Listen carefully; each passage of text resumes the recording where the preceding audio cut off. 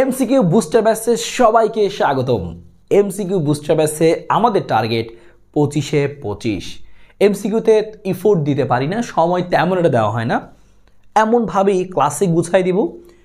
যতটুকু যা পড়তে হবে সব এখানেই থাকবে, এখানে বসে সব কিছু পড়ে ফেলবে। এমসিকিউ নিয়ে আর কোনো চিন্তা নেই। চলো কথা না বাড়ি সরাসরি শুরু করি আমাদের আজকের ক্লাস। আদর্শ গ্যাস ও গ্যাসের গতিতত্ত্ব পরীক্ষাতে অবশ্যই এখান থেকে প্রশ্ন আসবে, ম্যাথ যেগুলো আসবে, থিওরিটিক্যাল প্রশ্ন আসবে, গ্রাফ আসবে, সব কিছু গুছাই দিচ্ছি টাইপ ওয়াইজ। তো চলো শুরু করি। আদর্শ গ্যাস ও গ্যাসের গতিতত্ত্ব। সো এখানে আমাদের শুরুতেই যেই টাইপটা আছে হচ্ছে গ্যাসের সূত্রাবলী। সো গ্যাসের সূত্রাবলীর মধ্যে আদর্শ গ্যাসের আমাদের বয়লের সূত্র, চার্লসের সূত্র, আদর্শ গ্যাস সমীকরণ, সো এগুলো অনেক কিছু আছে। সো এখান থেকে সবচেয়ে বেশি প্রশ্ন আসে হচ্ছে গ্রাফ নিয়ে, গ্রাফ এবং বেসিক ইনফরমেশনগুলো নিয়ে। সো এখানে আমরা বিশেষ ফোকাস দিব গ্রাফের মধ্যে। এছাড়াও বেশ কিছু খুঁটিনাটি ইনফরমেশন যেগুলো পড়তে হবে, মুখস্থ করতে হবে, সেগুলো আমি দেখিয়ে দিচ্ছি। সো চলো আমরা একদমই শুরু করছি প্রথম থেকে। সো আদর্শ গ্যাস কি, আদর্শ গ্যাসের বৈশিষ্ট্য, এই জায়গাটা থেকে আমাদের এমসিকিউ আসবে। কোন কোন কথা এমসিকিউতে আসবে? সো আদর্শ গ্যাস কারা? যারা সকল তাপমাত্রা ও চাপে বয়েল এবং চার্লসের সূত্র মেনে চলে। সো তাদেরকে বলি আমরা আদর্শ গ্যাস। সো এরকম আদর্শ গ্যাস কেউ নেই, সবই আসলে আমাদের ধারণা। সো বাস্তবে যেগুলো পাই সেগুলো আমরা বলি Real gas, oxygen, nitrogen, helium. সবচেয়ে ইম্পর্টেন্ট ইনফরমেশন যেটা তোমার পরীক্ষা আসবে এমসিকিউর জন্য, এই যে ভালো মতো এই লাইনটা এখনই একবার পড়ে ফেলো, আর পড়তে হবে না। একবার পড়ে ফেলো যে বাস্তব গ্যাসসমূহ, কারণ আমরা বাস্তবে যত গ্যাস দেখতে পাই, অক্সিজেন, নাইট্রোজেন, সবই বাস্তব গ্যাস। এই বাস্তব গ্যাসসমূহ কখনো কখনো আদর্শের মতো আচরণ করে। কখন? সেটাই পরীক্ষা আসবে যে নিম্নচাপ এবং উচ্চ তাপমাত্রা। সো আমি যদি এখন শুধুমাত্র এই পয়েন্টটুকুকেই ফোকাস করে দিই যে নিম্নচাপ এবং উচ্চ তাপমাত্রা, নিম্নচাপ এবং উচ্চ তাপমাত্রা, এই পয়েন্টটা। সো এই পয়েন্টটা তুমি খেয়াল করো, নিম্নচাপ এবং উচ্চ তাপমাত্রায় আদর্শ গ্যাসের মধ্যে আচরণ করবে বাস্তব গ্যাসগুলো। নিম্নচাপ উচ্চ তাপমাত্রা, নিম্নচাপ উচ্চ তাপমাত্রা, মনে থাকে যেন। এবং এখান থেকে তোমার আরেকটা জিনিস পড়তে হবে, সেটা হচ্ছে যে আমরা বলি হচ্ছে পরম শূন্য তাপমাত্রা, সামনে জিনিসটা আবারও আসবে, তখন আমরা দেখব, কোনো সমস্যা নেই। তবে তুমি এই লাইনটা একটু মনে রাখবা, এই লাস্ট পয়েন্টটা তোমাকে একটু মনে রাখতে হচ্ছে। এখান থেকে আমি লাস্ট পয়েন্টের মধ্যে স্টার দিয়ে দিচ্ছি। লাস্ট পয়েন্টটা সবগুলো একবার পড়ে নিব। তো আমরা দেখেন যেগুলো লেখা আছে আমাদের সেগুলো ধারণা আছেই, যে হচ্ছে আদর্শ গ্যাস সমীকরণ বয়লের সূত্র মেনে চলে, বয়লের সূত্রকে পিভি সমান সমান ধ্রুবক, সেই জিনিসগুলো। যে স্থির তাপমাত্রায় আদর্শ গ্যাসের আয়তনের পরিবর্তন হলেও অভ্যন্তরীণ শক্তির পরিবর্তন হয় না। স্থির তাপমাত্রায় আদর্শ গ্যাসের আয়তনের পরিবর্তন হতে পারে, কিন্তু অভ্যন্তরীণ শক্তির পরিবর্তন হবে না, কারণ অভ্যন্তরীণ শক্তি নির্ভর করে তাপমাত্রার উপরে। তো এখান থেকে আদর্শ গ্যাসের বৈশিষ্ট্যের মধ্যে এই 2-3টা পয়েন্ট স্পেশালি মনে রাখো। আরও বেশ কিছু পয়েন্ট আসবে মৌলিক শিকার যে সময়, তখন সেটা আমরা খুব সুন্দর মতো পড়ে নেব। সো গ্যাসের সূত্রাবলীর মধ্যে আমরা কী কী দেখেছিলাম, গ্যাসের সূত্রাবলীর মধ্যে কী কী ছিল? যেমন একটা ছিল হচ্ছে আমাদের বয়েলের সূত্র, যে স্থির তাপমাত্রা, অর্থাৎ তাপমাত্রা যদি স্থির থাকে, তাপমাত্রা স্থির থাকলে তখন সেক্ষেত্রে আমরা কী দেখতাম, যে চাপ এবং আয়তনের সম্পর্ক হচ্ছে ব্যস্তানুপাতিক। সেখান থেকে আমরা পাইতাম যে পিভি সমান সমান হচ্ছে ধ্রুবক। এবং আমরা এই যে ধ্রুবককে, এই কে দ্বারা কি বুঝি, এটা আমাদের এমসিকিউতে আসে, যে এই ধ্রুবক কে দ্বারা কি বোঝায়। নর্মালি এই কে দ্বারা আমাদের অভ্যন্তরীণ শক্তি বোঝায়, হ্যাঁ, অভ্যন্তরীণ শক্তি বোঝায়। তবে অপশনের মধ্যে তুমি সরাসরি অভ্যন্তরীণ শক্তি কথাটা নাও পেতে পারো, তখন তুমি দেখবা শুধুমাত্র শক্তি লেখা আছে, তো তখন তুমি শক্তি দিবা, যে পিভি এর গুণফলটা কি নির্দেশ করে, শক্তি নির্দেশ করে। বা তুমি এটাও পেতে পারো, শক্তি না পেয়ে কাজও পেতে পারো। সো যদি অভ্যন্তরীণ শক্তি বা শক্তি না পাও, তখন তুমি কাজ দাগাবা, ঠিক আছে। সো পিভি এর গুণফলটা কাজ নির্দেশ করে। সো এভাবে তুমি স্টেপ বাই স্টেপ মনে রাখবা। সো এখানে আমরা জানি স্থির তাপমাত্রা যখন হয় তখন আমরা কী বলি, সমষ্ণ প্রক্রিয়া, সমষ্ণ প্রসেস। সো এখানে বিশেষ করে এই সমষ্ণ প্রক্রিয়াতে আমাদের পরীক্ষাতে বেসিক্যালি এখান থেকে একটা জিনিসই সবচেয়ে বেশি আসে, সেটা হচ্ছে গ্রাফ। এই আমাদের এখান থেকে মেইনলি যেটা পরীক্ষাতে সেটা হচ্ছে গ্রাফ।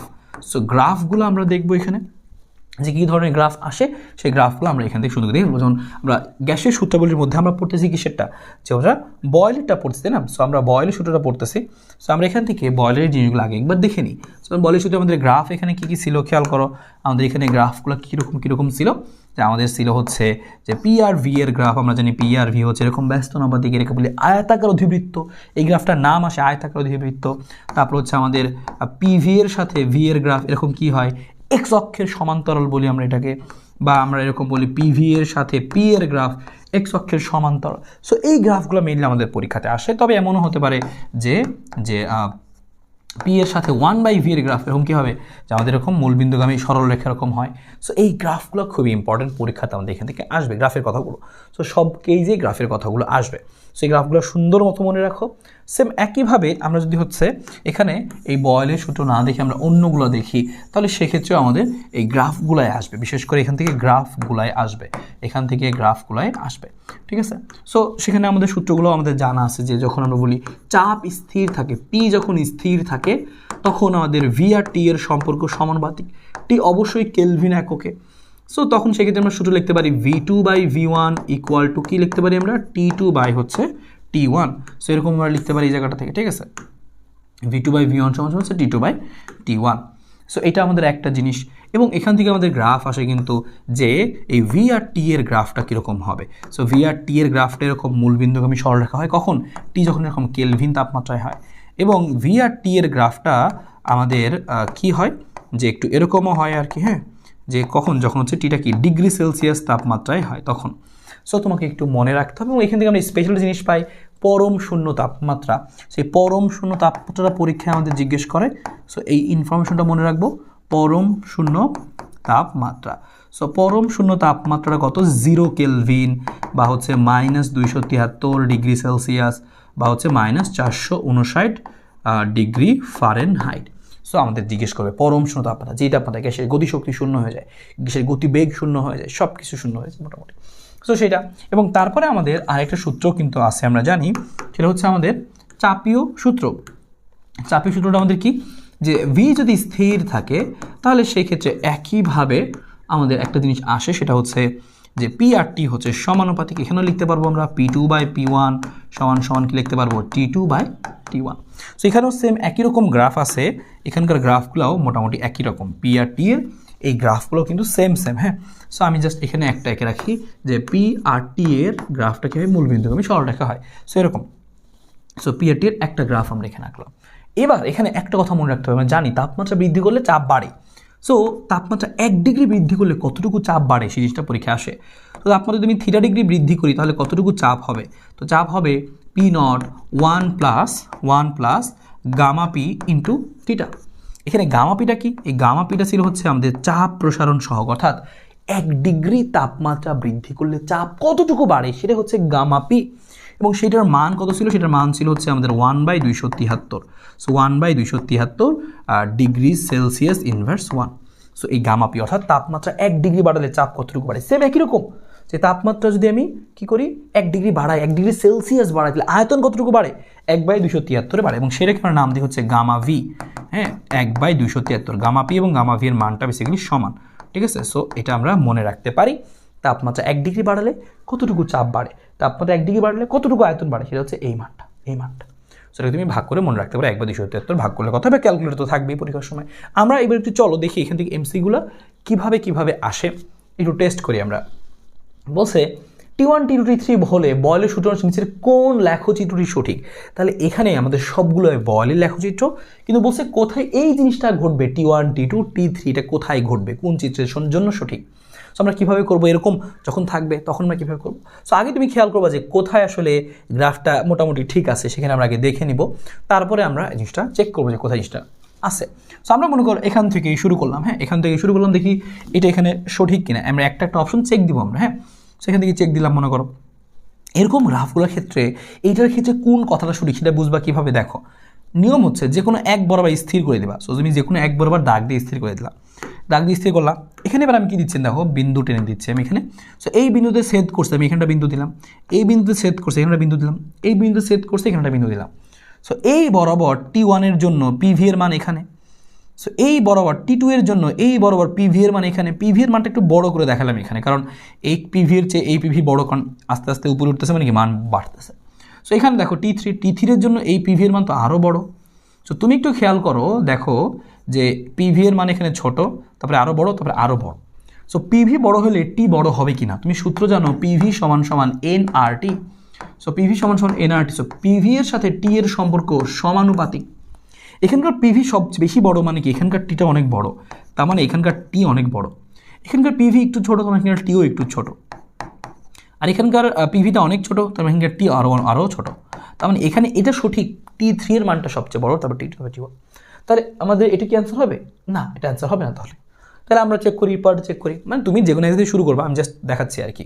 এখানেও সেম একইভাবে তুমি কী করবা, তুমি যে কোনো একবার স্থির করে দিলা, ওকে স্থির করে দিলা, সেম একইভাবে এই পয়েন্টগুলো নিয়ে নিলা সেট করছে, এই বরাবর এখানে পাইলা, এই বরাবর এখানে আর একটু বড় ভি পাইলা, তাই না, যে এই বরাবর একটু বড় ভি পাইলা এখানে, আর এখানে তুমি দাগ টেনে কী পাবা, এখানে আরেকটু বড় ভি পাবা। এবার তুমি খেয়াল করো যে এই ভি এর থেকে এই ভি বড়, তার চেয়ে এই ভি বড়, তো ভি যদি বড় হয় তাহলে টি বড় হবে কিনা, ভি বড় হলে টি বড় হবে কিনা। হ্যাঁ, আমরা জানি, ছোটো জানি ভি এর সাথে টি এর সম্পর্ক সমানুপাতিক। সো পি তো স্থির করছি আমরা, সো ভি এর সাথে টি সমানুপাতিক। সো এই ভি বড়, তার মানে হচ্ছে এই বরাবরের যে টি আছে সেই টিও বড়, এই বরাবরের টি, এটা কার গ্রাফ, এটা T3 এর গ্রাফ, তো T3 সবচেয়ে বড়, তার মানে হচ্ছে মাঝখানে আছে T2, তারপর আছে T1, তার মানে এখানেও এটা সঠিক, এটা তো সঠিক হইল না। তারপর আমরা আরেকটা চেক করি, পরে একবার চেক করি আমরা, সেম একইভাবে যে কোনো একবার তুমি এরকম স্থির করে দিবা, এই যে কোনো একবার তুমি স্থির করে দিলা, তারপর তুমি কী হলো, এই দাগ টানলা, বিন্দু দিয়ে নিবা। সো এই বরাবর দাগ টানলে পাচ্ছি কি আমরা, এখানে পাচ্ছি আমরা যে কি, যে একটা ভি পাচ্ছি। আবার এই সেট করছে, এখানে দাগ দিলে পাচ্ছি আমরা এখানে আরেকটা ভি পাচ্ছি, এখানকার ভিটা একটু বড়, এই বরাবর ভি, তাহলে উপরে গেলে ভি বড় হবে। এখানে আছে দাগ টেনে নিলাম আমরা, এখানে ভি আরেকটু বড় হবে। সো এখানকার ভিটা সবচেয়ে বড় দেখা যাচ্ছে, ভিটা বড়। সো ভি যদি বড় হয়, সেই করসপন্ডিং এই গ্রাফটা আছে কি T1 এর। সো এই ভি বড় হলে এই টিও বড়, কারণ আমরা জানি ভি আর টি সমানুপাতিক।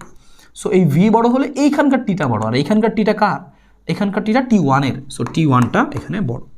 তারপরে দেখো এইখানকার ভিটা আরেকটু বড়, মানে ওর থেকে একটু ছোট, তাহলে এখানকার টিটাও একটু ছোট, তার মানে T1 এর পরে T2, আর তারপরে আসবে T3।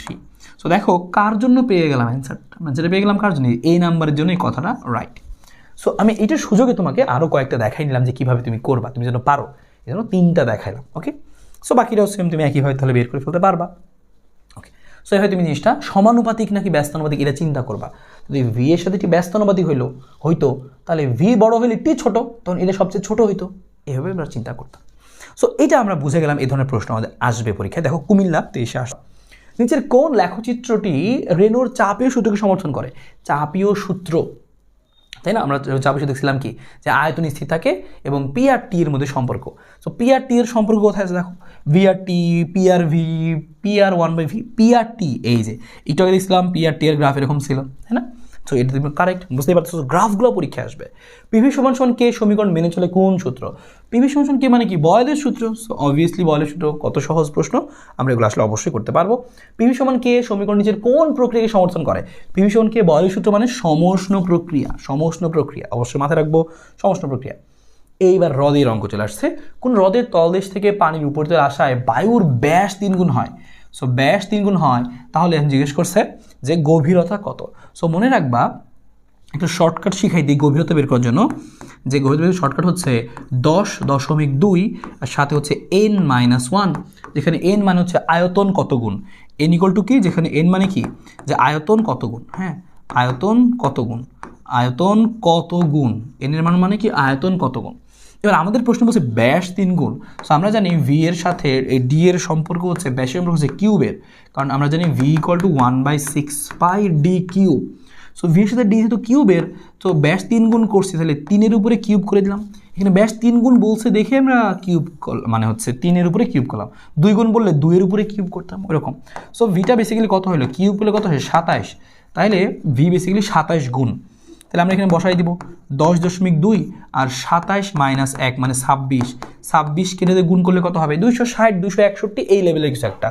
260-এর ঘরে দেখো একটা অপশনই আছে, এটা খুব সহজে তুমি বুঝে ফেলতে পারবা। এই শর্টকাটটা তোমাকে অনেক বেশি হেল্প করবে এমসিকিউর জন্য। এই শর্টকাটটা আমরা অবশ্যই এখান থেকে মাথায় রাখবো, ঠিক আছে, দ্যাটস ইট। সো এরপরে দেখো এসটিপিতে যে সকল গ্যাসের মোলার আয়তন, বা এসটিপিতে সকল গ্যাসের মোলার আয়তন কত, সেখানে আমি সুন্দর করে বলে দিচ্ছি এসটিপিগুলা, যে এসটিপি বলুক তোমাকে, বা তোমাকে প্রমাণ তাপমাত্রা চাপ বলুক, বা তোমাকে যদি বলে হচ্ছে এনটিপিও যদি বলে, তাও একই জিনিস, তুমি একই জিনিস বসাবা এখানে। কত হবে এগুলোর ক্ষেত্রে, যে 0 ডিগ্রি সেলসিয়াস, বা আমরা বলবো হচ্ছে কত 273 কেলভিন, বা আমরা এটাকে হচ্ছে কিভাবে বলতে পারি, আয়তন, এটা তো টি গেল আমাদের, তাই না, আর ভি কত হবে 22.4 লিটার, আর চাপ হচ্ছে আমাদের কত 1 atm, হ্যাঁ 1 atm বা 10⁵ প্যাসকেল, ওইটাই আর কি। ঠিক আছে। সো এই হচ্ছে জিনিস, 22.4 লিটার। উত্তর কী হবে? 22.4 লিটার। কিন্তু যদি বলতো এটা না, তোমাকে আরেকটা আমি দিচ্ছি, সেটা হচ্ছে এসএটিপি। এসএটিপি যদি বলতো, কক্ষ তাপমাত্রা যদি বলতো, তখন সেক্ষেত্রে তুমি কী দিতা? তখন সেক্ষেত্রে তুমি দিতা হচ্ছে এরকম টি ইকুয়াল টু হচ্ছে 25 ডিগ্রি সেলসিয়াস, বা তুমি এটাকে বলতা হচ্ছে 298 কেলভিন, বা তুমি আয়তন বলতা হচ্ছে 24.789 লিটার। হ্যাঁ, এত লিটার হইতো আর কি। চাপ মোটামুটি 1 atm বা 101.325 প্যাসকেল, ওটাই হইতো। সো এখানে এসটিপি বলছিল একদম ক্লিয়ারলি, এবং আয়তন জিজ্ঞেস করছে 22.4 লিটার, কোনো সন্দেহ নাই। বাকিগুলো একই সাথে মনে রাখবো, কোনো সমস্যা নেই। এখানেও গ্রাফের প্রশ্নটায় প্রথম টাইপে যদি আসি, বয়লের সূত্র অনুযায়ী গ্যাসের চাপ আয়তনের সম্পর্ক জিজ্ঞেস করছে, নর্মাল চাপ আয়তনের গ্রাফ কোনটা সঠিক। তো দেখো তুমি কোনটার মধ্যে সঠিক দেখা যাচ্ছে, পিআরভি, ভিআরপি। এই দেখো ভিআরপি, পিআরভি এর গ্রাফটা কি ছিল? এরকম ছিল আর কি, যে আয়তাকার অধিবৃত্ত ছিল। সো আয়তাকার অধিবৃত্ত হবে, অন্য গ্রাফগুলো সঠিক না দেখা যাচ্ছে এখানে। পি বনাম পিভি এর লেখো চিত্র, পি বনাম পিভি। সো খেয়াল করো, পি বনাম পিভি, এই দেখো চাপের মান যতই বাড়াও পিভি এর মান চেঞ্জ হবে না। সো এটা আমাদের উত্তর হবে, খুবই সিম্পল, আমরা কিন্তু সরাসরি দেখছি। গ্রাফ অনেক বেশি আসে এখানে। নিচে কোন লেখো চিত্র বয়লের সূত্রের জন্য প্রযোজ্য? বয়লের সূত্র পিভি ভার্সেস ভি এর জন্য এটা সঠিক। ভালো করে খেয়াল করো, প্রযোজ্য নাকি প্রযোজ্য নয়, ভালো মতো খেয়াল করবা। সো ভি এর মান বাড়লেও পিভি এর মান বাড়বে না। সো এটাই আমাদের সঠিক। আর এই গ্রাফটা ছিল পি আর ভি এর, পিভি আর ভি এর না, এটা ভুল, সবগুলোই বাকিগুলোই ভুল। পরে দেখো কি বলছে, সার্বজনীন গ্যাস যুগ আর একক জুল পার মোল পার কেলভিন। সো কোথায় আছে? জুল পার মোল পার কেলভিন। এককগুলো খেয়াল রাখবো, জুল পার মোল পার কেলভিন। সে স্বাভাবিক তাপমাত্রা যাবে, আর এর মান কত? 8.314 জুল পার মোল পার কেলভিন। কোথায় আছে? 8.31 জুল পার মোল পার কেলভিন। এই যে এটার মধ্যে আছে 8.314 বা 8.31। সো চালাকি করছে, 8.13 দিয়ে দিছে এক জায়গায় আবার। সো ভালো মতো খেয়াল করতে হবে। জুল পার মোল পার কেলভিন, জুল পার মোল পার কেলভিন, এই দুইটার মধ্যে একই দেখা যাচ্ছে। সো জুল পার মোল পার কেলভিন, হ্যাঁ 8.31, দুইটার মধ্যে একই দেখা যাচ্ছে আসলে। পরম তাপমাত্রা স্কেলে চাপের সূত্র হলো, পরম তাপমাত্রা স্কেলে চাপের সূত্র, চাপের সূত্র কি? যে পি আর টি এর সম্পর্ক সমানুপাতিক, তাপমাত্রা বৃদ্ধি করলে চাপও বৃদ্ধি পায়, সম্পর্ক হচ্ছে সমানুপাতিক ডিরেক্ট। পরম তাপমাত্রা স্কেলে মানে কেলভিন স্কেলে। গ্যাসের চাপীয় সূত্রটি নিচের কোন রাশিটির মান স্থির থাকে? চাপীয় সূত্রতে কি স্থির থাকে? চাপীয় সূত্র হচ্ছে পি আর টি সমানুপাতিক, তাহলে স্থির থাকে কে? ভি স্থির থাকে। স্থির থাকে কে তাহলে? ভি স্থির থাকে। সো কোথায় আছে দেখো, আয়তন স্থির থাকে তার মানে। তারপরে দেখো কি বলছে, আয়তন স্থির রেখে গ্যাসের তাপমাত্রা বৃদ্ধি করলে, আয়তন স্থির রেখে, আয়তন স্থির তার মানে পি আর টি এর সম্পর্ক সমানুপাতিক। তো আয়তন স্থির রেখে যদি আমরা কি করি, তাপমাত্রা বৃদ্ধি করি, তাহলে চাপও বৃদ্ধি পাবে। তো কী লাগছে দেখো, চাপও বৃদ্ধি পাবে। আয়তন বৃদ্ধি করলে, তাপমাত্রা বৃদ্ধি করলে চাপও বৃদ্ধি পাবে। এবার দেখো সেই প্রশ্নটা, যেটা অনেকে ভুল করবে, স্থির আয়তনে 1 atm চাপের কোনো গ্যাসের তাপমাত্রা 0 ডিগ্রি সেলসিয়াস হতে 1 ডিগ্রি সেলসিয়াস বাড়ালে পরিবর্তিত চাপ কত হবে? আমরা শিখছিলাম কি, যে চাপ কতটুকু বাড়ে? চাপ বাড়ে হচ্ছে কতটুকু? চাপ বাড়ে, শুধু চাপ বাড়ে। আমরা সে বলছিলাম যে 1 ডিগ্রি বাড়ালে, 1 ডিগ্রি সেলসিয়াস বাড়ালে, তাপমাত্রা 1 ডিগ্রি সেলসিয়াস বাড়ালে চাপ বাড়ে। চাপ বাড়ে কতটুকু বাড়ে? আমরা বলছিলাম যে চাপ বাড়ে হচ্ছে গামা পি সমান 1/273, এতটুকু বাড়ে, 1/273 বাড়ে। 1/273 মানে হচ্ছে 00, এই মানটা হচ্ছে মনে রাখবা 0.00366, এতটুকু বাড়ে। সো অপশনে কিন্তু সেটা আছে, সো অনেকে দাগাবে এটা। নো, ভালো মতো প্রশ্নটা পড়ো, কি বলছে, যে বাড়ালে পরিবর্তিত চাপ হবে, বাড়ে এতটুকু, তাহলে চাপ বাড়ে, হ্যাঁ চাপ বাড়ে, চাপ বাড়ে এতটুকু। আর আগে চাপ ছিল কত? 1 atm। তাহলে সুতরাং নতুন চাপ জিজ্ঞেস করছে, নতুন চাপ কত? নতুন চাপ, হ্যাঁ নতুন চাপ হয়ে গেল। সো নতুন চাপ, নতুন চাপ, সো নতুন চাপ কত হবে? অবশ্যই আগে 1 ছিল আর বাড়ছে হচ্ছে 0.00366, তাহলে অবশ্যই কোনটা হবে? 1.00366। এটা এত কিছু লেখার দরকার নাই, তুমি তো এমনি জানো চাপ বাড়বে 0.00366, বা এটাও তুমি এই যে এটা সরাসরি মুখস্থ রাখতে পারো, এই ভ্যালুটা, যে চাপ বাড়ে কতটুকু, এতটুকু বাড়ে। তাহলে মানে কি, নতুন চাপ কত হবে? 1 যোগ হবে, তাহলে অবশ্যই এটা কিন্তু হবে। সো সুন্দর প্রশ্ন কিন্তু দিয়েছে এখানে। পরে কি বলছে দেখো, স্থির আয়তনে 0 ডিগ্রি তাপমাত্রায় কোনো গ্যাসের চাপ দ্বিগুণ করলে এর চূড়ান্ত তাপমাত্রা হবে কত? খেয়াল করো, আমাকে বলছে স্থির আয়তনে 0 ডিগ্রি সেলসিয়াস তাপমাত্রা গ্যাসের চাপ দ্বিগুণ করলে এর তাপমাত্রা, সো চাপ আর তাপমাত্রার সম্পর্ক সমানুপাতিক। সো তুমি যদি চিন্তা করো এখন কি, 0 ডিগ্রি সেলসিয়াস, 0 ডিগ্রি সেলসিয়াস দ্বিগুণ কত? 0ই তো। সো সেলসিয়াসে করা যাবে না, অবশ্যই কেলভিনে করতে হবে।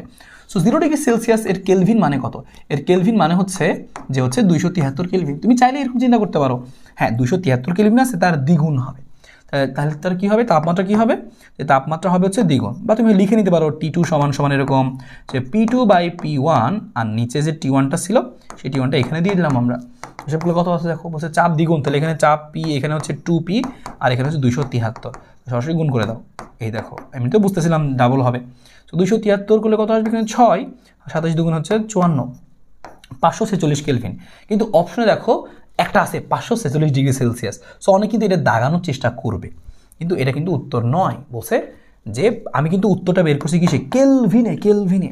সো এখানে অনেকেই ভুল করে ফেলবে, 546 বের করে আর তর সইবে না, দাগানো শুরু করবে। খেয়াল করতে হবে 546 কেলভিন বেরোয়েছে, সবগুলো অপশন সেলসিয়াস, তাহলে অবশ্যই আমাকে কী করতে হবে, এই সেলসিয়াসটাকে কেলভিন বানাবো। সো T2 এর মান আসছে 546 কেলভিন, দ্যাট মিনস কত সেলসিয়াস, 273 বিয়োগ করে দাও, 546 মাইনাস 273।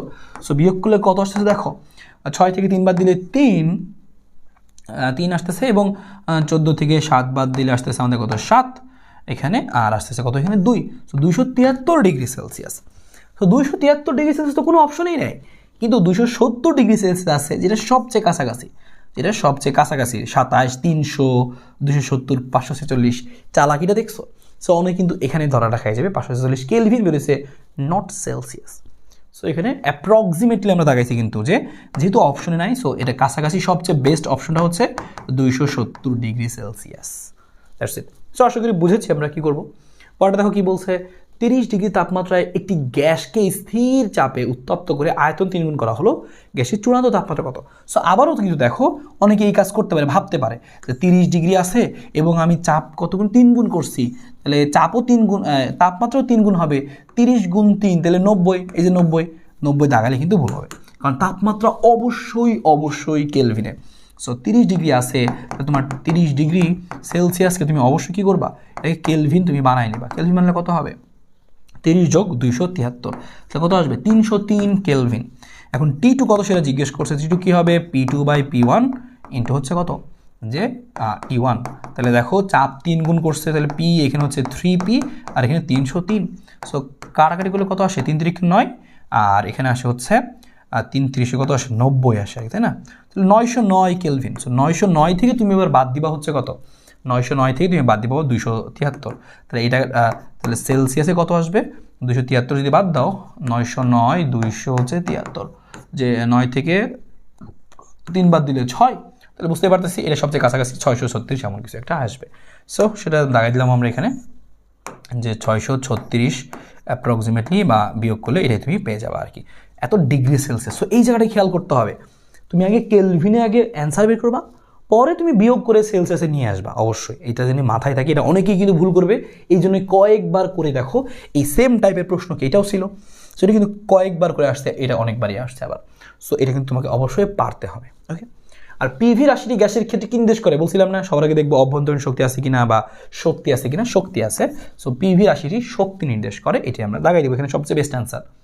সো আদর্শ গ্যাসের জন্য কোনটা সঠিক, সো পিভি টি, দেখো এখানে অনেকগুলো গ্রাফ আছে, চিন্তা করো যে পিভি এর সাথে টি এর সম্পর্ক, পিভি এর সাথে টি এর সম্পর্ক, এই যে পিভি বনাম টি, পিভি যেমন এনআরটি ছিল, সো পিভি টি এর সম্পর্ক হচ্ছে এটা, পি এর সাথে টি সমানুপাতিক, ভি এর সাথে টিও সমানুপাতিক। এখানে কি বলছে দেখো, এক এটিএম চাপে এত তাপমাত্রা এত গ্রাম অক্সিজেনের আয়তন কত হবে। সো অবশ্যই আমরা কীভাবে করবো, পিভি সমান সমান এনআরটি, আদর্শ গ্যাস সমীকরণ আমরা জানতাম।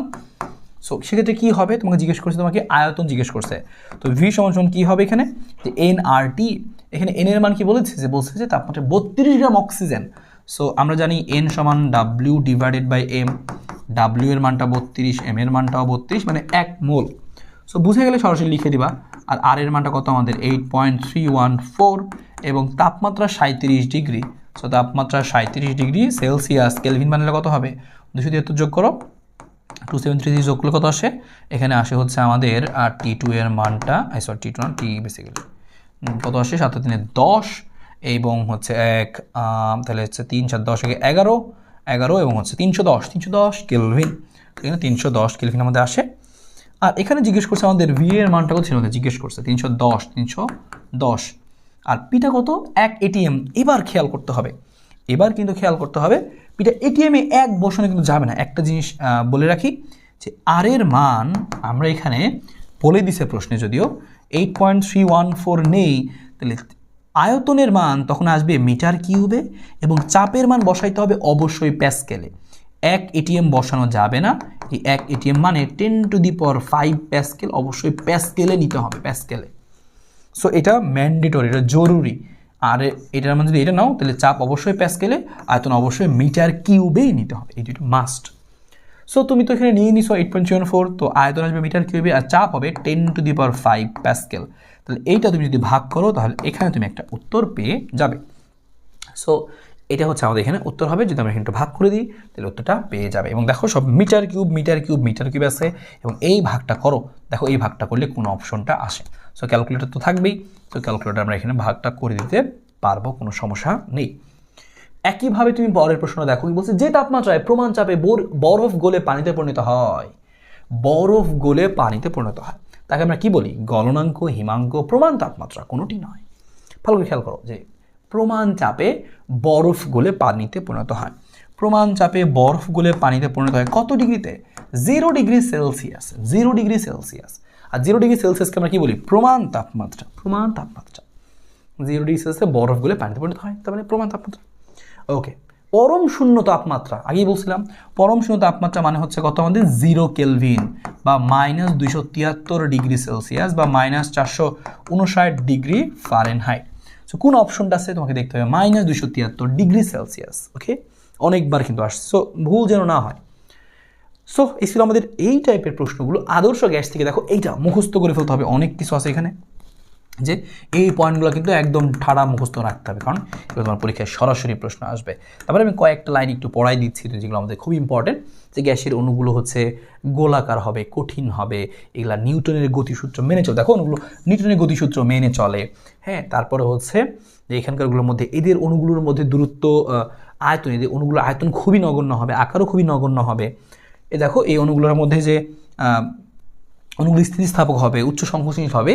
সবচেয়ে বড় কথা হচ্ছে এটা, যে এদের নিজেদের মধ্যে কোনো আকর্ষণ বা বিকর্ষণ নেই, এই পয়েন্টটা ইম্পর্টেন্ট।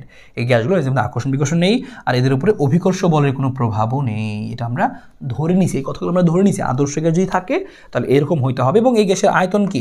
এই আয়তন অতিশয় ক্ষুদ্র, মানে কি? খুবই নগণ্য, পাত্রের তুলনায় গ্যাসের আয়তন খুবই নগণ্য ধরে নিছি। তাহলে মেন কথাগুলো এগুলো, গ্যাসের অণুগুলো নিজেদের মধ্যে আকর্ষণ বিকর্ষণ নেই, এর উপরে অভিকর্ষ বলের প্রভাব নেই, জি কাজ করে না, গ্যাসের অণুর উপরে অভিকর্ষ বল কাজ করে না।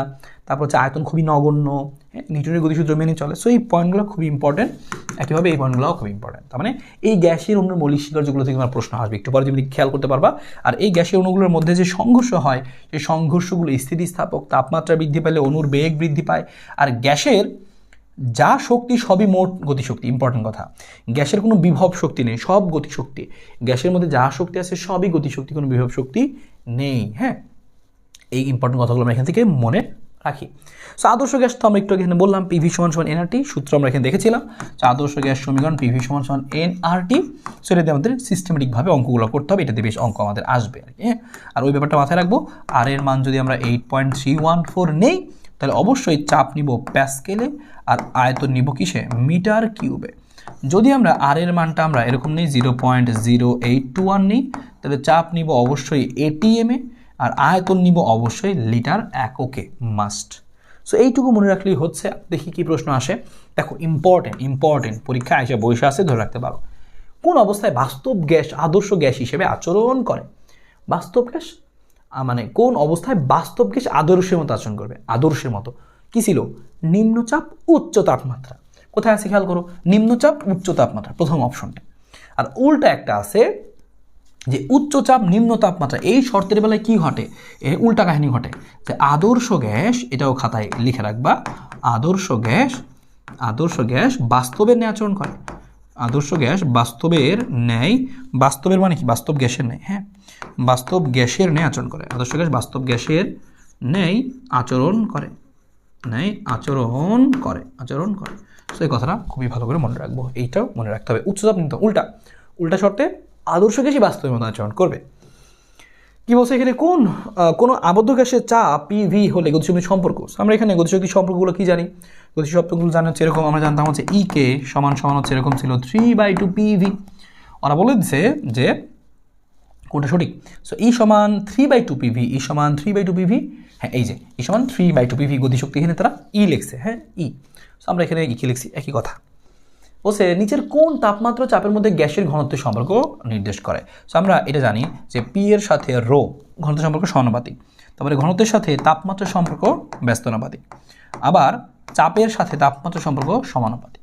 সো একইবারে আমরা লিখতে পারি এরকমভাবে যে চাপের সাথে এরকম লিখতে পারি আমরা ঘনত্বের সাথে লিখতে পারি আমরা ঘনত্বের সাথে, সেই ঘনত্বের সাথে আমাদের তাপমাত্রা ব্যস্তানুপাতিক, চাপ সমানুপাতিক, সেভাবে লিখতে পারি। সো এই কেস অনুসারে কোনটা সঠিক, যে rho T by P equal to হচ্ছে ধ্রুবক।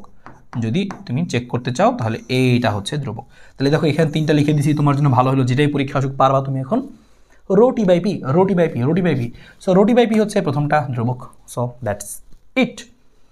বলছে এখানে একটা অঙ্ক দিয়ে দিছে যে এত চাপে এত তাপমাত্রায় কোনো গ্যাসের আয়তন এত, তাহলে এত চাপে ওই গ্যাসের আয়তন এত হলে তাপমাত্রা কত।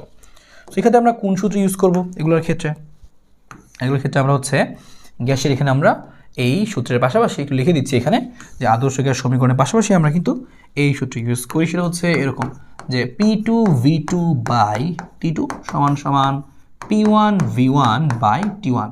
আর যদি মৌল সংখ্যা সমান না থাকে তাহলে P2V2 বাই N2 T2, আর এখানে আসে হচ্ছে এরকম P1 V1 by N1 T1। যদি মৌল সংখ্যা আলাদা আলাদা হয় তবে এটা ইউজ করবো, আর মৌল সংখ্যা সমান হলে তো উপরেরটা। হ্যাঁ, সো এখানে আমাদের সেই প্রশ্নটাই বলছে, দেখো যে এত চাপে এত তাপমাত্রায় কোনো গ্যাসের আয়তন এত চাপে ওই গ্যাসের মানে কি সেম মৌল সংখ্যা সমান। তার মানে আমরা লিখবো কি, এটা লিখবো যে P2V2 বাই T2। আমি খালি মানগুলো বসাই দিচ্ছি, অঙ্ক আর করবো না। P1 V1 বাই হচ্ছে T1। তোমাকে জিজ্ঞেস করছো গ্যাসের তাপমাত্রা কত, তাহলে তাপমাত্রা অবশ্যই কেলভিন এককে নিতে হবে। সো ধরলাম যে এই T2 চাইছে, সো এই T2 সমান সমান কী হবে লিখে দিই, তাহলে এটা আসবে এখানে আমাদের যে P2V2 T1, আর নিচে আসবে হচ্ছে P1 বাই V1। সেই মানগুলো বসায় দাও। দেখো এটা আমরা অ্যাজ ইট ইজ এটাই বসাই দিব। এটা হচ্ছে আমাদের P1। তারপরে হচ্ছে আমাদের কি, এটাকে আমরা কী করবো কেলভিনে নিব। সো P1 T1 হচ্ছে কত 300 কেলভিন। কোনো গ্যাসের আয়তন হচ্ছে 100 সিসি, এটা সিসি, এটা সিসি। সো এটা অ্যাজ ইট ইজ যেভাবে আছে সেভাবেই তুমি V1টা বসাই দিবা। এত চাপে তাহলে এটা আমাদের কি P2, P2 বসাই দিবা। ওই গ্যাসের আয়তন এত হয় তাহলে এটা আমাদের কি যে V2 যা আছে তাই বসাই দিবা। T2 এর মানটা চলে আসবে, কেলভিনে বসাইছি, কেলভিনে আসবে, কেলভিনে উত্তর আসবে। T2 এর মান আসবে কি সামথিং কিছু একটা কেলভিন। দ্রুত ক্যালকুলেটরে বসাও। তারপরে আমরা কি করব, এই T2 এর মানটা কি যেই মানটা আসবে তার থেকে 273 বিয়োগ করে দিব, তাহলে আমাদের কি হয়ে যাবে, যেটা সেলসিয়াসে পরিণত হয়ে যাবে। তারা পাই যাবো কি এত ডিগ্রি সেলসিয়াস, তখন হবে 273 বিয়োগ করলে ডিগ্রি সেলসিয়াস পাবো। That's it. সো আমরা দ্রুত করি একটু। সেখানে আমাদের প্রশ্ন বলে দিচ্ছে যে নির্দিষ্ট গ্যাসের ক্ষেত্রে ই ভার্সেস টি এর গ্রাফ কোনটা। সো ই আর টি এর গ্রাফ এটা আমরা জানি হচ্ছে গতিশক্তি ইকে সমান সমান সূত্র জানি আমরা কি 3/2 nRT, এবং ইকে এর সাথে টি এর সম্পর্ক ডিরেক্ট সমানুপাতিক। সো এটা তোমাকে মাথায় রাখতে হবে, খুবই ইম্পর্টেন্ট ইনফরমেশন। গতিশক্তি শুধুমাত্র তাপমাত্রার উপরে নির্ভর করে। সো 37 ডিগ্রি তাপমাত্রা এত চাপে অক্সিজেন গ্যাসের আয়তন কত, খুবই সিম্পল, পিভি সমান এনআরটি। সো পিভি সমান হচ্ছে আমাদের এনআরটি। সো এখানে আমরা কি করব, দেখো আয়তন জিজ্ঞেস করছে, তাহলে ভি সমান কি হবে এনআরটি বাই পি। শুধুমাত্র খেয়াল রাখবা ওই যে কোন একক বসাচ্ছি সেটা। মিটার কিউব চাইছে, তো বুঝতেই পারতেছো ভিটা মিটার কিউবে, তাহলে চাপ অবশ্যই বসাবো প্যাসকেলে, তাহলে আর এর মান অবশ্যই নিব 8.314। সো আসলে আমরা এখানে বসাই। সো একটা করে দিই, আরও একটা করে দিই সেম অঙ্ক। সো 20 গ্রাম। সো এন এর মানটা কি লিখবো আমরা W/m। তারপর হচ্ছে আর এর মান তো হচ্ছে কত 8.314, আর তাপমাত্রা কেলভিনে 37 ডিগ্রি মানে হচ্ছে কত 310 কেলভিন। সো আগের প্রশ্নটাই মনে হচ্ছে। আর হচ্ছে পি এর মান কত আছে 1.5, নো 1.5 বসানো যাবে না। সো 1.5 ইন্টু 10⁵ 10⁵ দিয়ে গুণ করলে প্যাসকেলে চলে আসে। হ্যাঁ, সেটা আমরা প্যাসকেলে নিয়ে নিলাম। সো অবশ্যই এটা করতে হবে। আর ডাব্লিউ এর মান দেখো 20 গ্রাম দেওয়া আছে, সেটা বসাই দাও। ডাব্লিউ এর মান 20 গ্রাম, আর আণবিক ভর হচ্ছে 32 গ্রাম অক্সিজেন যেহেতু, তাহলে দেখো তোমার আয়তন চলে আসবে একদম ডিরেক্ট মিটার কিউবেই চলে আসবে, খালি এটুকু বসাই দাও। That's it. সো পরীক্ষায় দ্রুত বসাই দিবা, আর কি ক্যালকুলেটারে বসাই দিবা। নির্দিষ্ট তাপমাত্রায় সকল গ্যাসের অণুর জন্য কোন রাশিটি ধ্রুবক। নির্দিষ্ট তাপমাত্রা নির্দিষ্ট সকল গ্যাসের অণুর জন্য কোন রাশিটি ধ্রুবক। হ্যাঁ, তো তোমাকে বলছে ভরবেগ, গতিশক্তি, আয়তন, কোনটা ধ্রুবক বলো। নির্দিষ্ট তাপমাত্রায় সকল গ্যাসের অণুর জন্য, নির্দিষ্ট তাপমাত্রায় আছে সকল গ্যাসের অণুর জন্য কোন রাশিটি ধ্রুবক, ভরবেগ নাকি হচ্ছে যে গতিশক্তি নাকি আয়তন, কোনটা ধ্রুবক হয়। নির্দিষ্ট তাপমাত্রায় কি ধ্রুবক থাকে, নির্দিষ্ট তাপমাত্রা যেহেতু বলছে তাহলে গতিশক্তি ধ্রুবক থাকে। একটা জিনিস বের করে দেখাছিলাম যে ইকে সমান সমান কি ছিল আমাদের 3/2 nRT, এবং বলছিলাম যে গতিশক্তি শুধুমাত্র তাপমাত্রার উপর নির্ভর করে, মনে আছে লাইনটা? সো এখানে যেহেতু নির্দিষ্ট তাপমাত্রা, তাহলে গতিশক্তি সবার কি হবে? সেম হবে। সো খুবই ইম্পর্টেন্ট এমসিকিউ, মনে রাখবো। গ্যাসের ক্ষেত্রে তাপগতি স্থানাঙ্কগুলো হচ্ছে, তাপগতি স্থানাঙ্ক হচ্ছে পিভিটি, চাপ আয়তন তাপমাত্রা, তাপগতি স্থানাঙ্ক হচ্ছে পিভিটি, সহজ কথা। তাপগতি চলরাশি। তাপমাত্রা বাড়ালে কোনো নির্দিষ্ট ঘরে গ্যাসের কি হয়? আমরা দেখি তাপমাত্রা বৃদ্ধি করলে আয়তন বৃদ্ধি পায়, ওকে। ঘনত্ব বৃদ্ধি পায় না, আমরা জানি তাপমাত্রার সাথে ভি এর সম্পর্ক সমানুপাতিক, কিন্তু তাপমাত্রার সাথে রো এর সম্পর্ক ব্যস্ত অনুপাতিক। সো এটা বৃদ্ধি পায় না, তাপমাত্রা বৃদ্ধি করলে ঘনত্ব বৃদ্ধি পায় না। তাহলে এটা বাদ হলে উত্তর কোনটা হবে? বোঝা যাচ্ছে এটা হবে আর অন্যটা হবে। আর গ্যাসের অন্য সংঘর্ষ বৃদ্ধি পায়, স্বীকার্যের মধ্যে ছিল তাপমাত্রা বৃদ্ধি পেলে সরাসরি বৃদ্ধি পাবে, সংঘর্ষ বৃদ্ধি পাবে। সো 1 আর 3 হচ্ছে কারেক্ট অ্যান্সার। গ্যাসের গতিত্বের সাহায্যে গ্যাসের সূত্রাবলী প্রথম ব্যাখ্যা করেন হচ্ছে কে? এই যে বার্নলি প্রথম এই গ্যাসের সূত্রাবলী ব্যাখ্যা করেন এবং তাকে যেটা জনক বলা হয়। গ্যাসের গতিতত্ত্ব অনুসারে কোনটা সঠিক? অণুগুলোর সংঘর্ষ অস্থিতিস্থাপক। এটা ভুল কথা, কারণ অণুগুলোর সংঘর্ষ স্থিতিস্থাপক। অণুগুলোর স্থিতি শক্তি নেই, অণুগুলোর গতি শক্তি নেই, অণুগুলোর ভরবেগ নেই। কোনটা সঠিক বলছে? অণুগুলোর স্থিতি শক্তি নেই, এটা সঠিক, কারণ অণুগুলোর শুধু গতিশক্তি আছে। অণুগুলোর শুধু কি থাকে?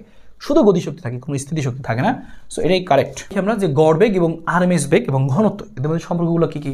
সো আমাদের এখানকার আরএমএস ছিল √3RT/m। এখানকার সবচেয়ে বেশি ইনফরমেশন হচ্ছে 80 গুণটা দিয়ে আমাদের এই যে এটা দিয়ে। সো আরও সূত্রগুলো আছে, সিআরএমএস সমান হচ্ছে √3p/ρ, এই সূত্রগুলো সরাসরি চলে আসে।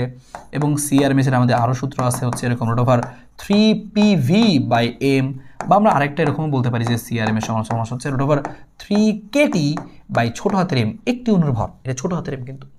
সো এরকম। এবং এখানে সবচেয়ে ইম্পর্টেন্ট লাইন হচ্ছে, এই সবগুলো থেকে মেইন লাইন হচ্ছে এটা, সিআরএমএস এর সাথে তাপমাত্রা সম্পর্ক বর্গমূলের সমানুপাতিক, বর্গমূলের সমানুপাতিক। এটা খুবই ইম্পর্টেন্ট।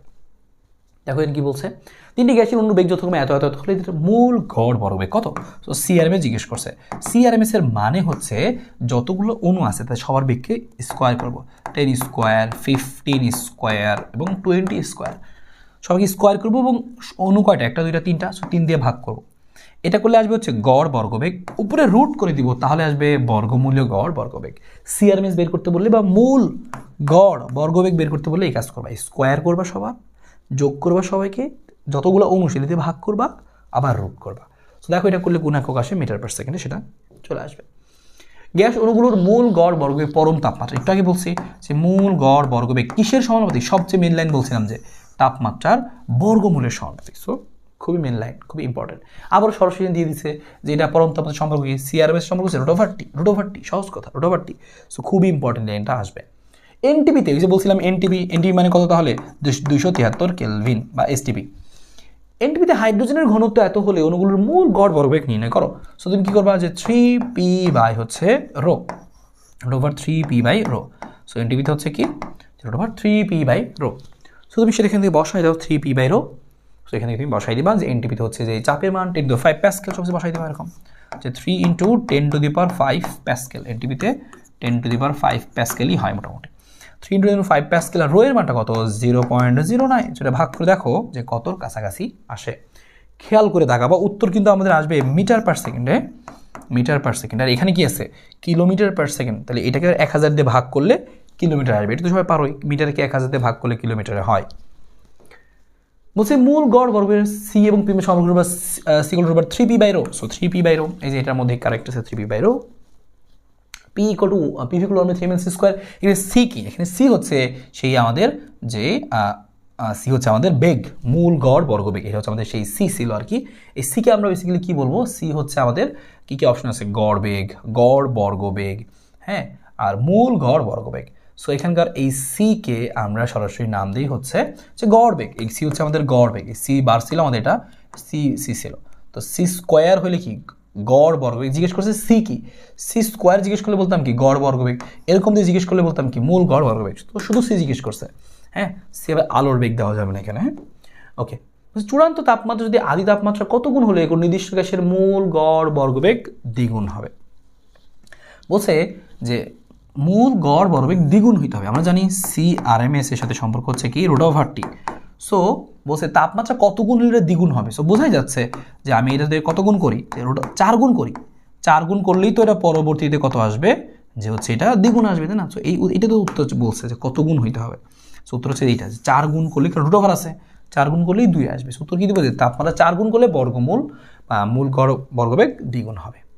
এরকম গ্যাসের অণুর গড় মুক্তপাত। সো গ্যাসের অণুর গড় মুক্তপাত থেকে কী কী মনে রাখতে হবে, সূত্রগুলো আমাদের ছিল ল্যামডা সি সমান হচ্ছে 1/n pi sigma square, lambda M সমান হচ্ছে 1/√2 n পাই সিগমা স্কোয়ার, এবং ল্যামডা বি সমান ছিল হচ্ছে 3/4 n পাই সিগমা স্কোয়ার। সবচেয়ে ইম্পর্টেন্ট লাইন হচ্ছে এগুলা, যে এই ল্যামডার সাথে কার সম্পর্ক কি, এন এর সম্পর্ক ব্যস্তানুপাতিক, ল্যামডার সাথে রো এর সিগমার সম্পর্ক বর্গের ব্যস্তানুপাতিক, এরকম। এর সাথে হচ্ছে আমাদের চাপের সম্পর্ক ব্যস্তানুপাতিক, এর সাথে আমাদের ঘনত্বের সম্পর্ক ব্যস্তানুপাতিক, এবং এই ল্যামডার সাথে ওয়ান অ্যান্ড অনলি তাপমাত্রার সম্পর্ক সমানুপাতিক। সো এগুলো খুবই ইম্পর্টেন্ট, এইগুলো তোমার পরীক্ষায় একটা থাকবে। সো খুবই ইম্পর্টেন্ট। সো অবশ্যই তোমাকে এটা মনে রাখতে হবে, অ্যাটলিস্ট এটা মনে রাখতে হবে। ওকে, সো দেখি আমরা কী প্রশ্ন জিজ্ঞেস করে, যে গড় মুক্তপাতের ক্ষেত্রে কোনটি সঠিক? গড় মুক্তপাত তাপমাত্রার ব্যস্তান, এই যে মাত্রই বললাম যে কোনটা সঠিক। যদি কোনটা সঠিক, গড় মুক্তপাত তাপমাত্রা ব্যস্তানুপাতিক, নো সমানুপাতিক। গড় মুক্তপাত চাপের ব্যস্তানুপাতিক, ইয়েস চাপের ব্যস্তানুপাতিক। গড় মুক্তপাত ঘনত্বের সমানুপাতিক, নো। গড় মুক্ত অণুর সংখ্যা সমানুপাতিক, নো ব্যস্তানুপাতিক। তার মানে কোনটা রাইট পেলাম আমরা, এটাই সেটা রাইট পেলাম, যে গড় মুক্তপাত চাপের ব্যস্তানুপাতিক, ল্যামডা চাপের ব্যস্তানুপাতিক। আর তাপমাত্রার সাথে সম্পর্ক কী ছিল, ল্যামডার সাথে তাপমাত্রা সমানুপাতিক। ঘনত্বের সম্পর্ক কী ছিল, ল্যামডার সাথে ঘনত্বের সম্পর্ক ব্যস্তানুপাতিক। আর অনুসংখ্যা ছিল যে ব্যস্তানুপাতিক। তো সবগুলো লিখে দিলাম। তো এই সব কিছু কিন্তু একসাথে লিখে দিছি তোমার সুবিধার জন্য। গ্যাসের গড় মুক্তপাত গ্যাসের ঘনত্বের, সো আবারও ঘনত্বের কি ভাইয়া, ঘনত্বের কি ব্যস্তানুপাতিক, ঘনত্বের ব্যস্তানুপাতিক, ঘনত্বের ব্যস্তানুপাতিক। গ্যাসের গড় মুক্তপাত ব্যস্তানুপাতিক কার, ঘনত্বের ব্যস্তানুপাতিক হবে। ওকে, হয়ে গেল, আর কোনো দেখার দরকার নেই, শেষ। তাহলে যে কোনো গ্যাসের অণুর গড় মুক্তপাত তাদের ব্যাসে, দেখছো এই একই জিনিস আমাদের ঘুরে ফিরে আসলে আসবে, যে কি বলছে, গড় মুক্তপাত এর ব্যাসের বর্গের ব্যস্তানুপাতিক। হ্যাঁ, বর্গ আছে কিন্তু 1/σ বর্গের ব্যস্তানুপাতিক। সো দ্যাটস ইট। এখানে স্বাধীনতার মাত্রা থেকে কি আসতে পারে, স্বাধীনতার মাত্রাগুলো আমরা শিখেছিলাম, যে হিলিয়াম, এখানে স্বাধীনতার মাত্রাগুলো আমরা শিখেছিলাম, যে এরকম এক পারমাণবিক হিলিয়াম নিয়ন, এদের ক্ষেত্রে স্বাধীনতার মাত্রা হচ্ছে 3।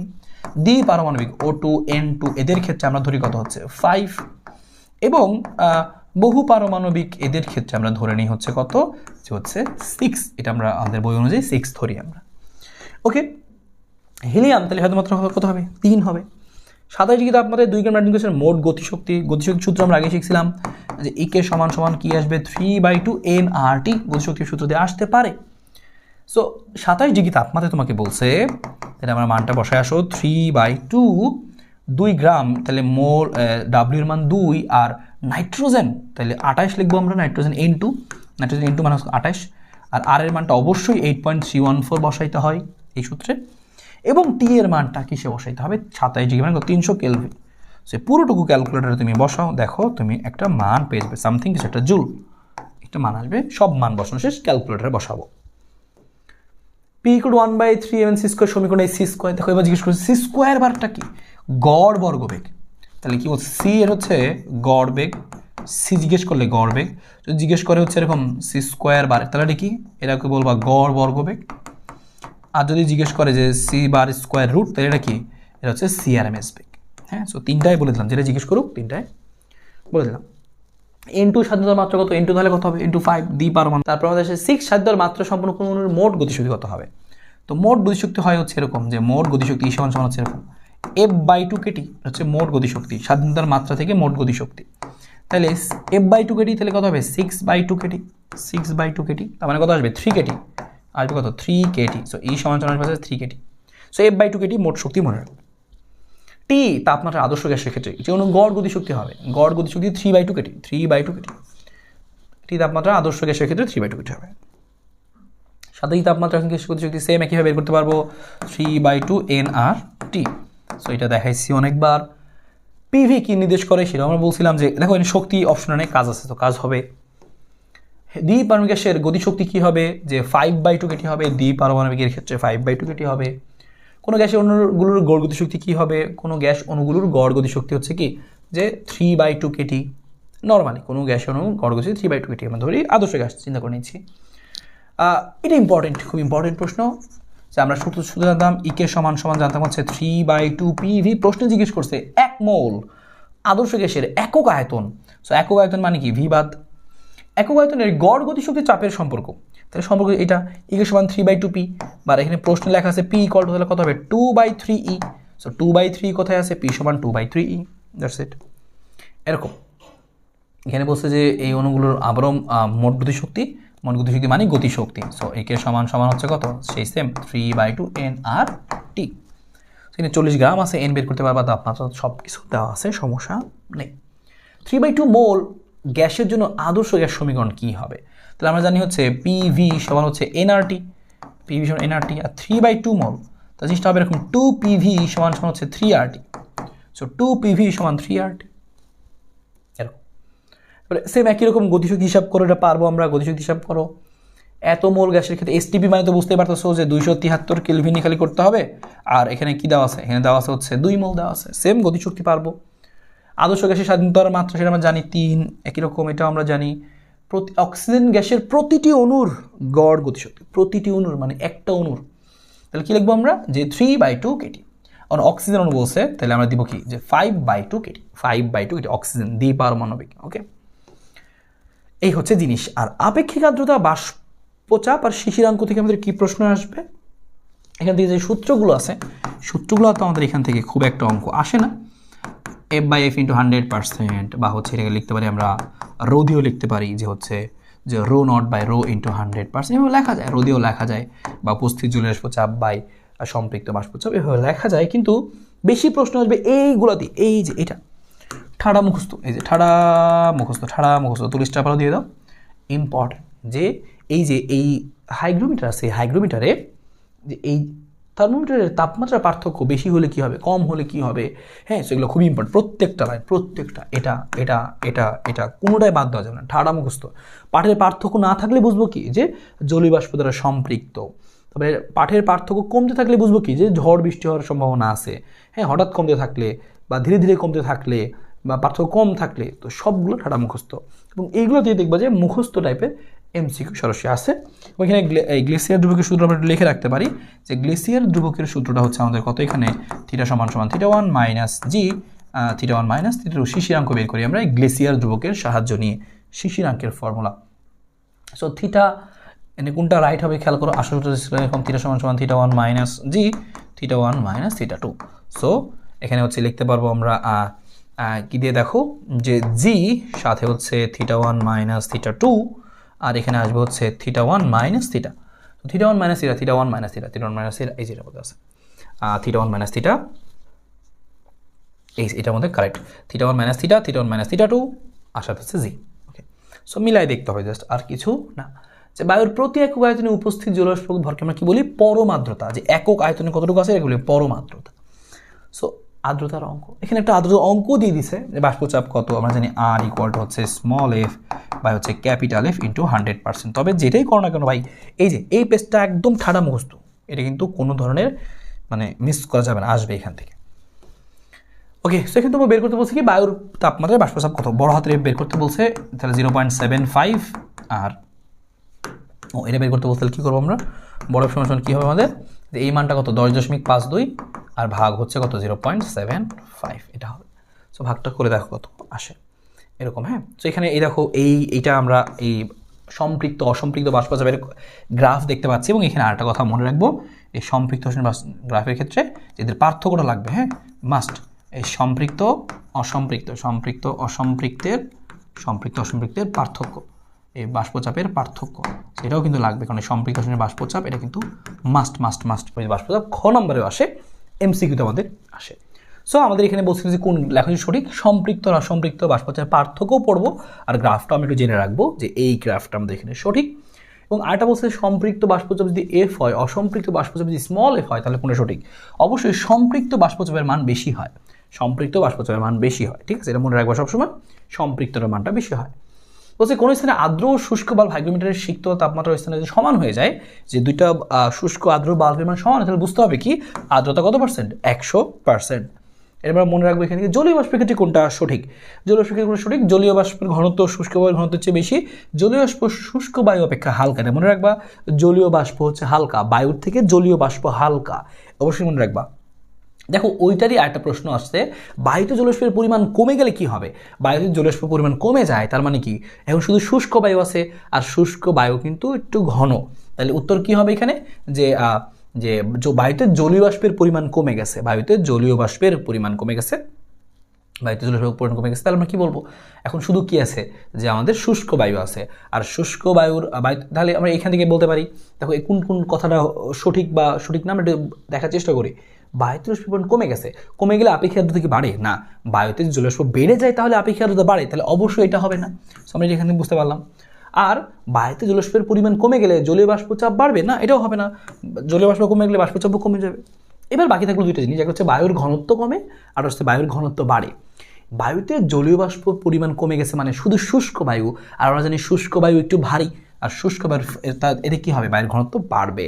জলীয় বাষ্প কমে গেলে বায়ুর ঘনত্ব বাড়বে। সো এটা কিন্তু একটা ইম্পর্টেন্ট প্রশ্ন। সম্পৃক্ত বাষ্পের ক্ষেত্রে কোনটা সঠিক? যে সম্পৃক্ত বয়েলের সূত্র মেনে চলে, চার্লস সূত্র মেনে চলে, বয়েলের সূত্র মানে না, ইয়েস, সম্পৃক্ত বাষ্পচাপ বয়েলের চার্লস সূত্র মেনে চলে না, এটা মনে রাখতে হবে। যে পার্থক্য বলছিলাম যে এখানেই ছিল। শিশির হচ্ছে পানির ফোঁটা, শিশির হচ্ছে পানির ফোঁটা। আর যদি বলে শিশিরাঙ্ক, তাহলে কি শিশিরাঙ্ক হচ্ছে তাপমাত্রা, সেটা ভালো মতো মনে রাখতে হবে। বায়ুর তাপমাত্রা শিশিরাঙ্কে উপনীত হলে বাষ্পায়ন কি? বাষ্পায়ন আসলে হবে না। বায়ুর তাপমাত্রা শিশিরাঙ্কে চলে আসে তার কোনো বাষ্পায়ন হবে না। মেঘমুক্ত দিনের আগেই শিশির তিরোহিত হয় কেন? কারণ হচ্ছে তাপমাত্রা বৃদ্ধিতে বায়ু অসম্পৃক্ত হয়ে পড়ে, তাপমাত্রা বৃদ্ধিতে বায়ু অসম্পৃক্ত হয়ে পড়ে। বায়ুর আপেক্ষিক আর্দ্রতা কম হলে কি হবে? আপেক্ষিক আর্দ্রতা কম হলে বাষ্পায়ন দ্রুত করতে হবে। হ্যাঁ, বায়ুর আপেক্ষিক আর্দ্রতা কম তখন বেশি বেশি কি হবে? বাষ্পায়ন হবে। সিক্ত ও শুষ্ক বাল্বের তাপমাত্রা পার্থক্য কম প্রদর্শিত হলে কি হবে? যদি কম প্রদর্শন হয় তাহলে বুঝতে হবে কি যে আপেক্ষিক আর্দ্রতা আসলে কি বেশি, আপেক্ষিক আর্দ্রতা বেশি। আর যদি একেবারেই পার্থক্য না থাকে, আপেক্ষিক আর্দ্রতা 100%। আর এর পরের প্রশ্নটা শুষ্কের ক্ষেত্রে কোনটা সঠিক? ওই যে বলছিলাম না যে অনেকগুলো স্টার দিয়ে দিলাম যেগুলো ঠাড়া মুখস্থ করতে হবে, সব ওইখান থেকেই প্রশ্ন আসতেছে। থার্মোমিটার দুটির পাঠের পার্থক্য কম হলে আবহাওয়া শুষ্ক থাকবে, থার্মোমিটার দুটির পাঠের পার্থক্য না থাকলে বাতাস সম্পৃক্ত আছে। ইয়েস, যদি পার্থক্য না থাকে, কারণ কি তখন আর্দ্রতা 100% হয়, তার মানে কি যে বাতাস যে সম্পৃক্ত অবস্থায় আছে। আর বলছি শুষ্ক ও সিক্তর ক্ষেত্রে কোনটা হঠাৎ তাপমাত্রার পার্থক্য হঠাৎ কমে গেলে বুঝতে হবে কি ঝড় হতে পারে, হঠাৎ কমে গেলে ঝড় হতে পারে। সো ওই পয়েন্টগুলো বারবার আসতেছে, এখানেও সেম, দেখছো সেম একই। সো এটাও সেম একইভাবে মনে রাখবো যে শুষ্ক ও সিক্ত বাল্বের ক্ষেত্রে পার্থক্য হঠাৎ কম হলে বুঝতে হবে ঝড় হওয়ার সম্ভাবনা আছে, আর বায়ুতে জলীয় পরিমাণ হঠাৎ বেড়ে গেছে আর কি, ঠিক আছে। সো এভাবে করে কিন্তু কথাগুলো মনে রাখলে হয়ে যাচ্ছে। বলছে গতিতত্ত্বের কোনটা আসলে বিবৃতিটা অসঙ্গতিপূর্ণ? নিউটন সূত্র মেনে চলে, আচ্ছা ঠিক আছে। অণুগুলো ক্ষুদ্র হয়, স্থিতিস্থাপক গোলক সদৃশ, সবই ঠিক আছে, মানে এটা ঠিক নাই যে অণুগুলো সব দিকে সমবেগে গতিশীল, র্যান্ডমলি বিভিন্ন বেগে গতিশীল থাকে, ঠিক আছে। আর আরেকটা প্রশ্ন দেখো এখান থেকে বলছে স্থির চাপের আয়তনের সাথে সম্পর্ক। সো এই পি বিন্দু যে তাপমাত্রা সেটা কত? এরা বুঝতে পারতেছি যে পরম শূন্য তাপমাত্রা 0 কেলভিন অথবা হচ্ছে মানে 273 ডিগ্রি সেলসিয়াস।